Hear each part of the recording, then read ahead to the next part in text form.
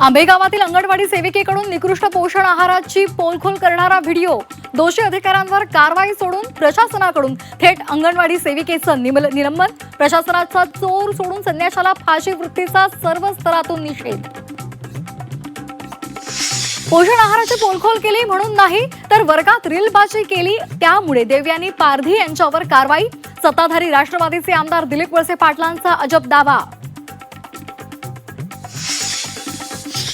झी24 तासकडून अंगणवाडी सेविका देवयानी पारधी यांच्या प्रोफाईलची पडताळणी, प्रोफाईलवर वर्गातील शैक्षणिक उपक्रमांचे रील्स असल्याचं समोर, प्रामाणिकपणे काम करणाऱ्या अंगणवाडी सेविकेवर कारवाई का?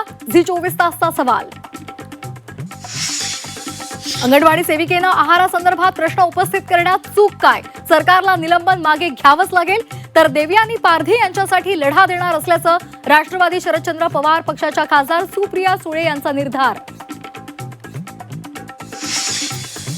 एफडीए आयुक्त तुकाराम मुंढेंचा आता खाद्यतेलाकडे मोर्चा, खुल्या खाद्यतेलाच्या विक्रीवर बंदी, नियम मोडल्यास 10 लाखांचा दंड, भेसळीला चाप लावण्यासाठी निर्णय।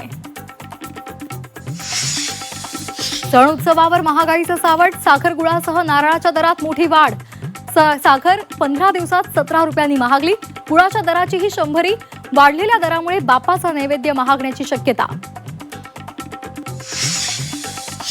बीडमध्ये खुल्या हत्या प्रकरणाच्या निषेधार्थ भव्य मोर्चा, खासदार बजरंग सोनावणे यांच्या मुलाला अटक करण्याची मागणी, मुले कुटुंबियांकडून मोर्चाची हाक।